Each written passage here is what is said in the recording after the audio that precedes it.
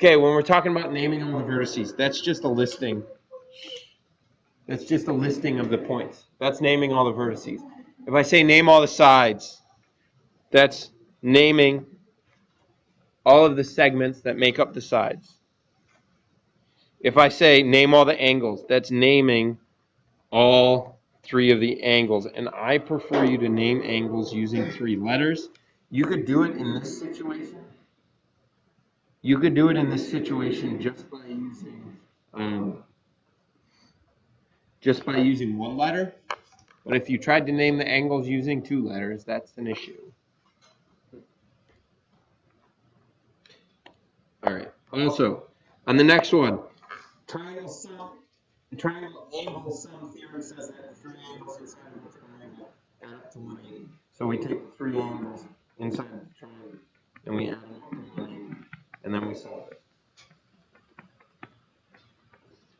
So you get x is 30, which makes f 30 degrees, which makes e 60 degrees, and d 90 degrees. Follow-up question on it. What kind of triangle is that? Right triangle. What, number 2, what type of, how about in terms of its sides? Isosceles, scalene, equilateral? Scalene. How do we know that's scalene? None of the sides are equal. How do we know that none of the sides are equal? Beyond a shadow of a doubt. None of the angles are equal. None of the angles are equal. That means none of the sides can be equal. Great. On this one, all 3 add up to 180.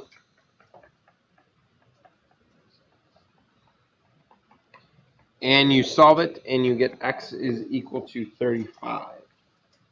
If you get that, you substitute in, that's 36. This guy becomes 75. All degrees, so we give the little degree doohickey, and 69 degrees. Okay, let's go to the back side, and let's start working on the notes. Ready? Nope. Okay, before we start looking at the notes, we need to remind ourselves what congruent means. So what? Okay, congruent means same measure or measures and same shape, which in geometry terms means similar.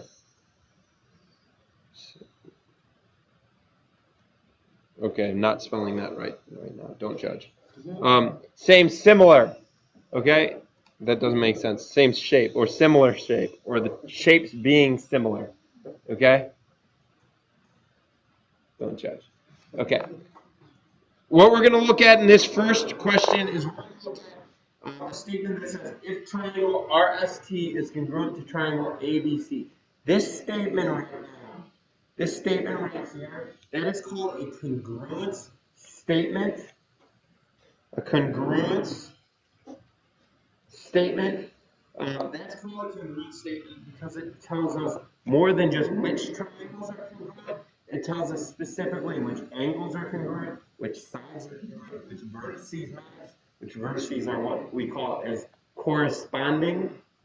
Okay? And that's what we're going to talk about right now. We're going to talk about how this connects. This statement connects to these 2 triangles and how we know which angles are congruent based on what it says.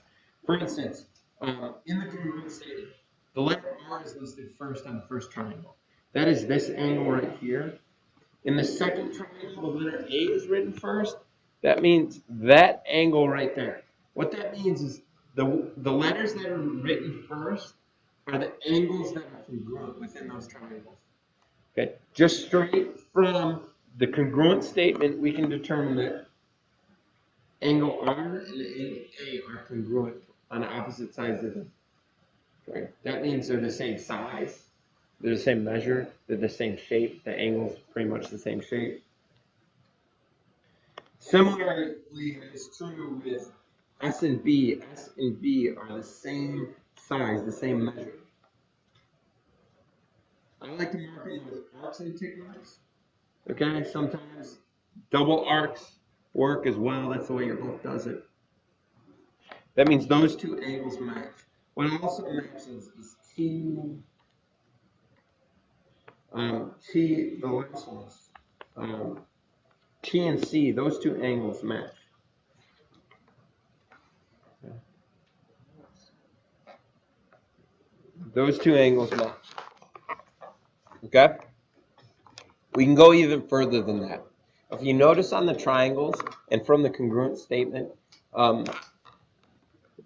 segment RS is between the blue and the yellow, right? Segment AB is also between the blue and the yellow. Those two sides are congruent. You can see that both from the picture with the colors that I've drawn or with an arc with one tick mark and just an arc. That side is between the angle with an arc and a tick mark and an arc. Okay, it's in the same spot. Those are corresponding pieces. You can also see that in the congruent statement because RS and AB are written first in both of this statement. Both sides of the congruent statement. Does that all make sense? You can continue that progression when we're talking about S and T. Notice how S and T is between red and or yellow and green. C and B are between yellow and green. Also there. With me on that? First and last, that's CA and RT. Those are first and last. That all makes sense? Yeah. That's really important. The order that you write congruent statements in is super important because it gives us a ton of information.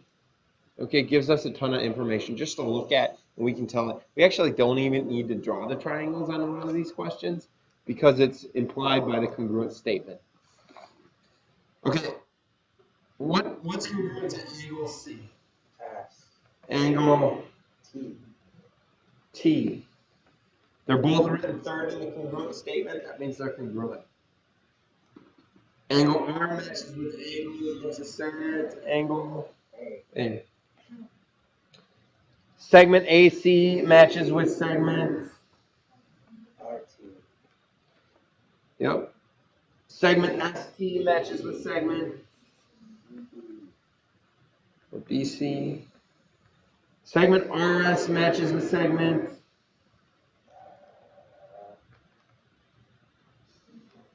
BA. Yeah. Which kind of makes sense because RS is BA. Just saying.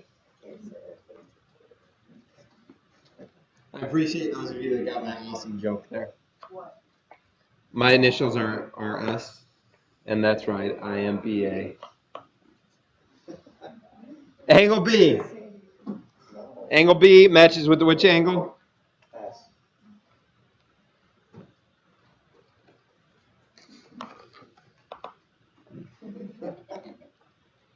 Some of you just got it. Okay, let's go to the next one. Okay, we can write congruent statements based off of how the triangles are marked. Okay, if I make the statement that triangle ABC is congruent to some other triangle, we have to be very careful on the order of which we write the letters from the next triangle. Okay, A matches with D in the picture. So we're going to start with a D. A and D both have one arc in the picture, so they match. B and C both have, or B and E both have two arcs. So the second letter in the congruent statement on the second side of the congruent statement has to be E. And then C and F match, so the last one has to be F. Super important to do, guys. Okay, I can't stress that enough. ACB, written first, is the one with one arc. And the other one should be E. Written second is the one that is not marked, which is the same on both, so it's C, both triangles. And B matches with B, both marked with two arcs. Okay? All right, let's keep going. Given that triangle ABC congruent to triangle DEF, okay? I think it's very very smart for you guys to draw a picture if you don't see it. If you can't visualize it on your own, draw your picture. I would draw ABC. It doesn't really matter what the triangle looks like, as long as it's a triangle. We're just putting them in there to get orient them accordingly. Notice how A matches with D. So I'm going to draw D in the bottom left. B matched with E in the congruent statement, so I'm going to mark E up top. C matches with F, so I'm going to mark them on the right, just like C. I'm going to make sure that they're kind of in the right spots, in their corresponding spots. So then I'm going to label it AB is 15, BC is 20, AC is 25, FE being 3x minus 7. Okay. And if you draw them in the same spots, like if I was to go through and mark these angles based off of how they're written in the congruent statement, okay, if I was to go through and mark the sides based off of how they're marked in the congruent statement, they would all match up based on how they're drawn. And that's kind of important to make your life a little easier, because BC should be marked with 2 tick marks, and EF should be marked with 2, so they're congruent. You can also get that BC and EF are congruent based on they're both written as the second and the third letter in the congruent statement. Since it's a congruent statement, those parts are congruent, so we have that BC congruent to FE or EF. So BC being 20, EF being 3x minus 7, or FE. Then we should solve that. So we get 27 equals 33x, so we get x is 9. So that's the answer to our question. Unlike number 17 on your homework from last night, those of you that wrote x equals 35 as your final answer, I could tell that you didn't check your homework because you didn't say the final answer was actually 35 or 55. What does that say? What? X equals what? 9 equals x. What's the G? That's a 9. What's the other thing next to it? Okay, I would draw it based off of how they're organized.